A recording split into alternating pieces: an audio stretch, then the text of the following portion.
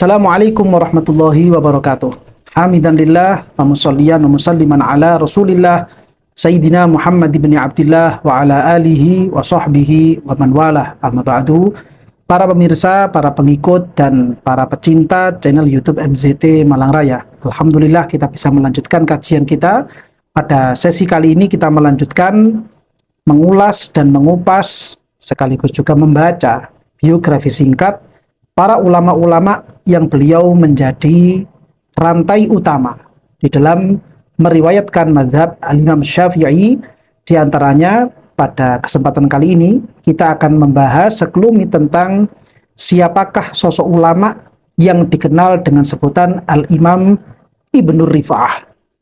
Yang mana Al-Imam Ibnu Rif'ah ini nama beliau sering terulang-ulang di dalam kitab para ulama-ulama berikutnya, terutama pada kitab syarah-syarah minhaj, baik itu di dalam Tuhfatul Muhtaj, atau di dalam Nihayatul Muhtaj, atau di dalam Mughnimul Muhtaj, atau di dalam Najmul Wahaj, dan lain sebagainya.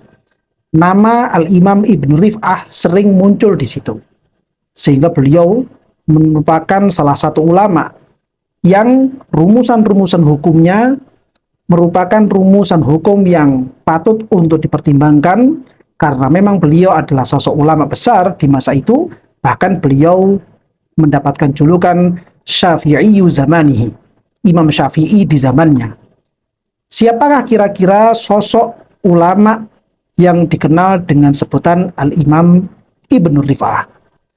Beliau, Al-Imam Ibnu Rif'ah ini memiliki nama asli Ahmad, yang mana Al-Imam Ahmad ini memiliki ayah yang bernama Muhammad dan kakek beliau bernama Ali, sehingga kalau dibaca lengkap nama beliau adalah Al-Imam Ahmad bin Muhammad bin Ali Ibnu Rif'ah. Beliau memiliki kunyah di awal dengan sebutan Najmuddin Abul Abbas, dan beliau merupakan salah satu ulama dari keturunan kalangan Ansor, sehingga beliau di belakang mendapatkan lakop dengan julukan Al-Ansori. Hanya saja kemudian beliau lebih dikenal di kalangan masyarakat, lebih dikenal di kalangan para ulama-ulama di zaman beliau ataupun di zaman-zaman berikutnya dengan sebutan Al-Imam Ibnu Rif'ah. Al-Imam Ibnu Rif'ah ini merupakan ulama kelahiran tahun 645,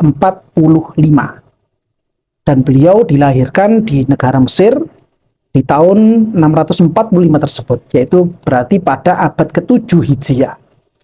Lalu kemudian beliau wafat pada tahun 710 Hijriah, sehingga usia beliau adalah kurang lebih sekitar 65 tahun. Al-Imam Ibnu Rif'ah, atau yang memiliki nama asli Al-Imam Ahmad bin Muhammad bin Ali Al-Ansori, beliau menghabiskan usia beliau selama 65 tahun ini, sejak beliau balik sampai beliau menutup usianya. Beliau habiskan usia beliau habiskan waktu-waktu beliau habiskan tenaga beliau untuk berkhidmah kepada agama Allah Subhanahu wa taala, kepada agama Gusti Kanjeng Nabi Muhammad sallallahu alaihi wasallam, dan juga berkhidmah kepada para santri dan juga umat Islam secara umumnya.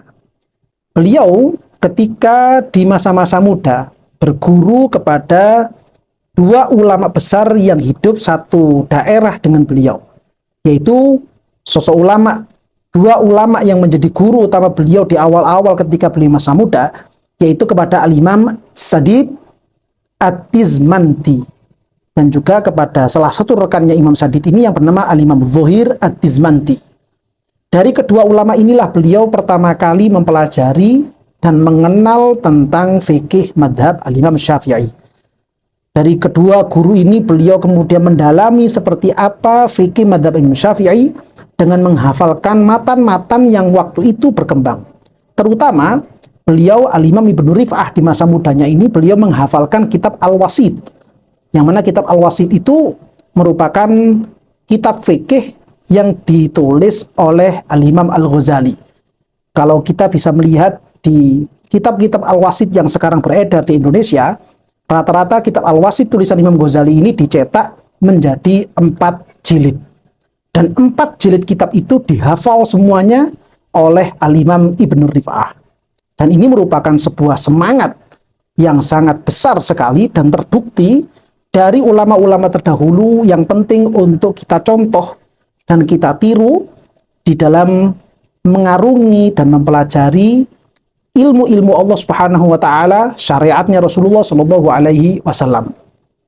Ini yang dulu pernah terjadi kepada Al-Imam Ibnu Rifa'ah. Lalu kemudian beliau juga belajar ilmu hadis, sekaligus mengambil riwayat-riwayat hadis dari guru beliau yang pertama adalah Al-Imam Asy-Syarif Al-Abbasi, dan beliau juga belajar kepada Al-Imam Muhyiddin Ad-Damiri.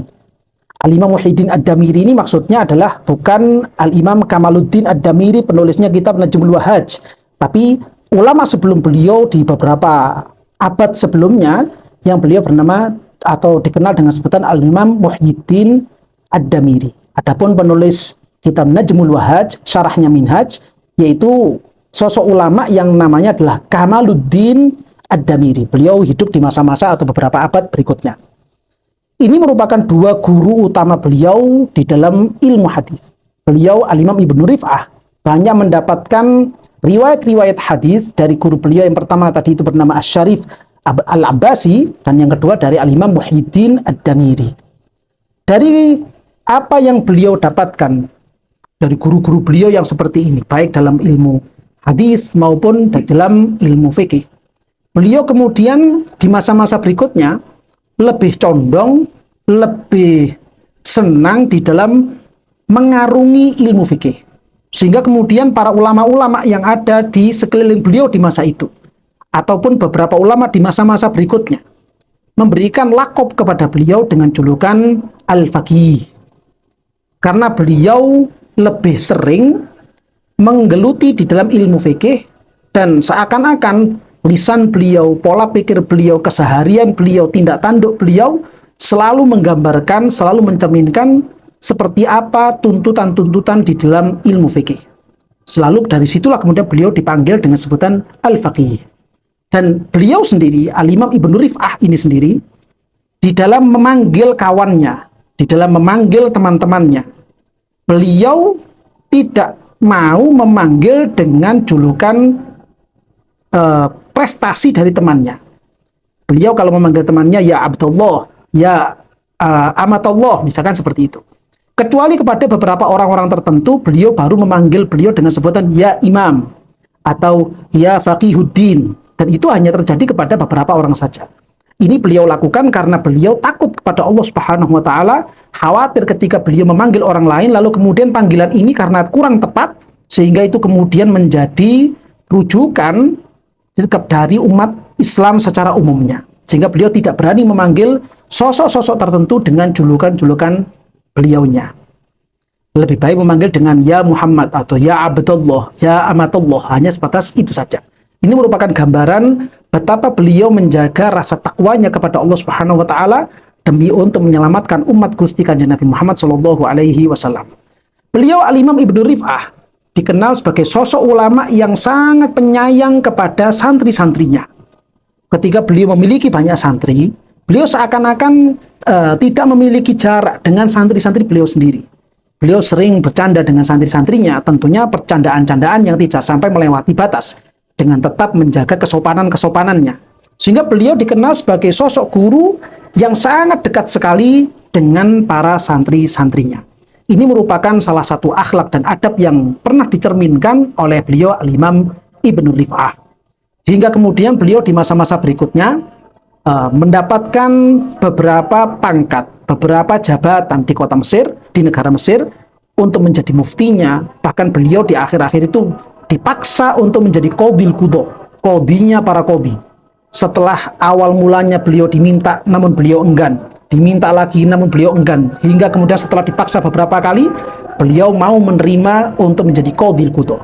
Walaupun di beberapa bulan berikutnya beliau kemudian meminta untuk tidak lagi menjadi qadil qudho dan lebih memilih untuk menjadi guru mengaji biasa di kampung, dan beliau kemudian melanjutkan tulisan-tulisannya. Yang mana dari itu ada dua kitab yang sangat populer dari tangannya Al-Imam Ibnu Rifa'ah. Di antaranya adalah kitab yang banyak tersebar di Indonesia, yaitu kitab beliau yang berjudul Kifayatun Nabi, syarah dari kitab At-Tanbih.